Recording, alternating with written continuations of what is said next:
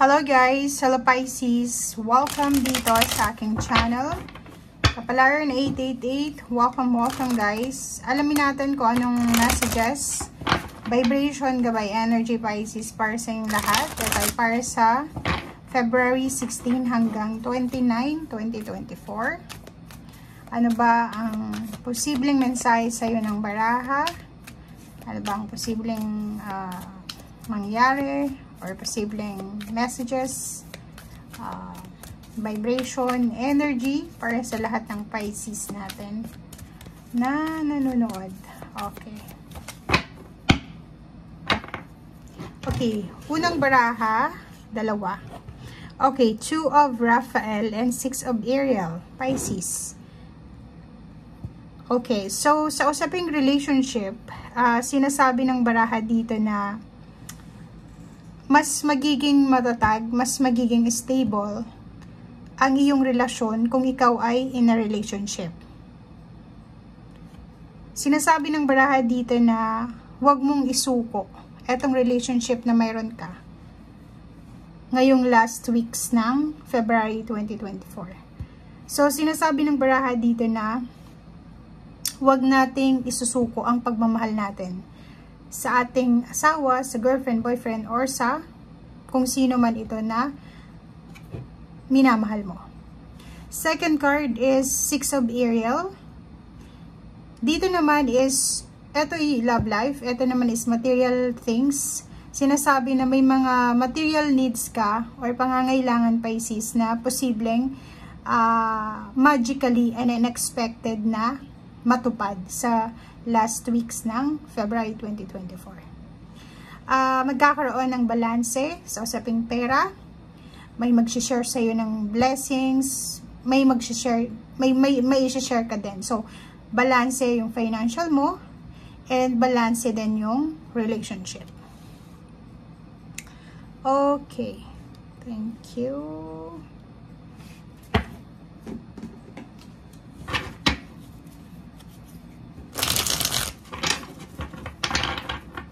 Okay, Pisces. Ano ba ang messages pa?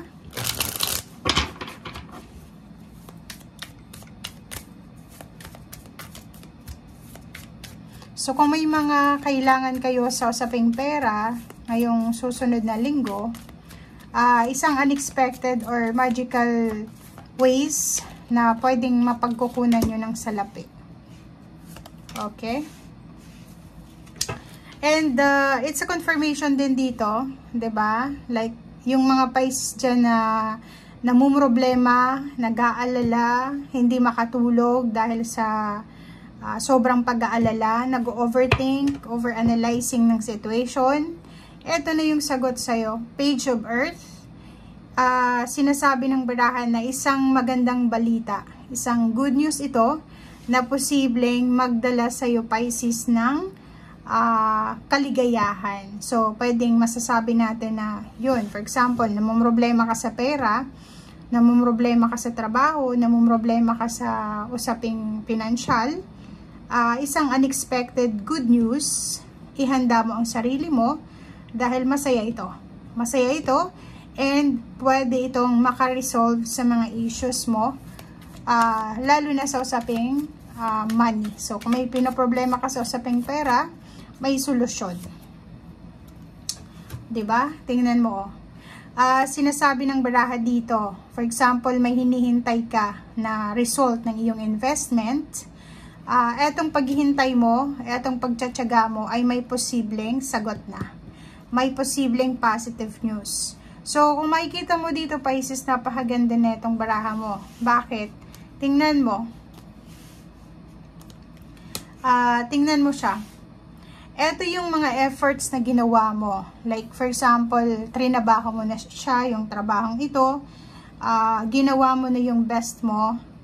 And kung naghihintay ka ng result or outcome, for example, nag-apply ka lang ng trabaho, and natatakot ka na baka hindi ka makapasa or hindi ka, tawag dito, hindi mo makuha kung ano yung ini-expect mo. So, dito, let go, let God, be patient. Dahil ibibigay sa'yo ng universe kung ano, eto. Like for example, nag-take ka ng board exam and Ngayon, February, diba, tapos na. Yung iba, namumroblema kung nakapasa ba sila or hindi.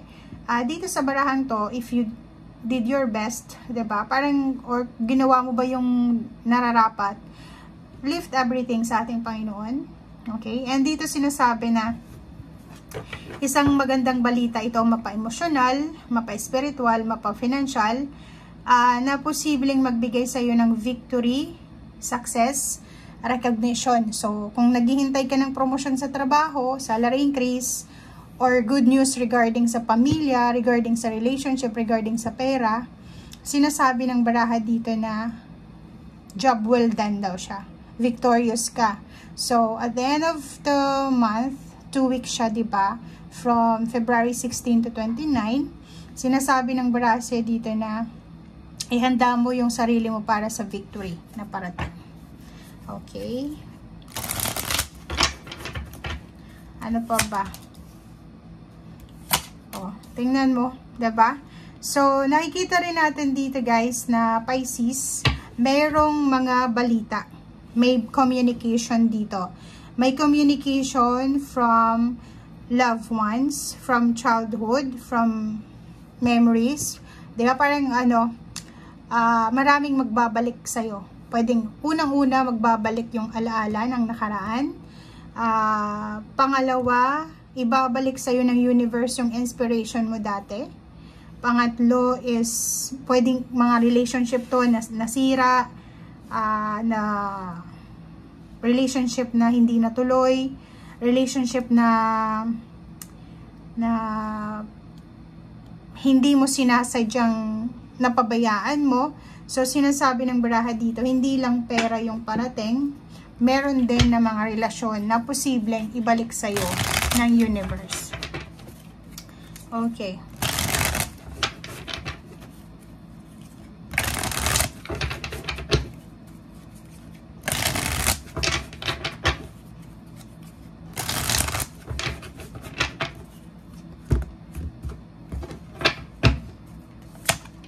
Okay. 8 of Wands. Diba? So, makikita mo dito sa confirmation talaga na eto, message, letters, pwedeng chat, email. Eto, ganun din galing sa malayong lugar, galing sa malapat na lugar. Posibleng makatanggap ka ng mga good news ito. Mga balita, information na pwedeng magdala sa'yo ng empowerment, strong faith sa sarili mong strength, and yung victory and success.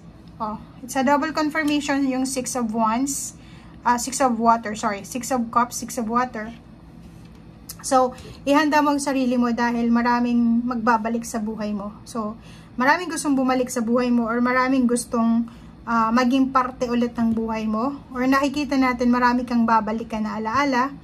Or nakikita natin inspiration. Yun na nga, yung inspiration mo from your past ay posibleng ibalik mo yon.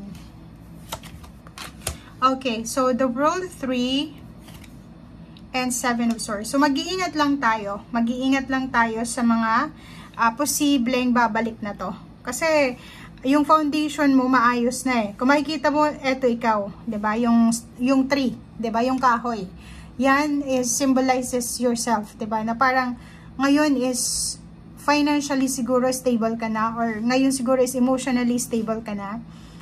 And etong mga taong gustong bumalik sa buhay mo is mga 7 of Swords sila So, pwedeng ang mga taong ito ay trinidor ka, in-scam ka, niloko ka, or yung mga taong, alam mo yung double face, mga fake na tao na sa harap mo, mabait, sa likod mo, masama ang sinasabi laban sa'yo. Mag-iingat ka kasi may snake dito.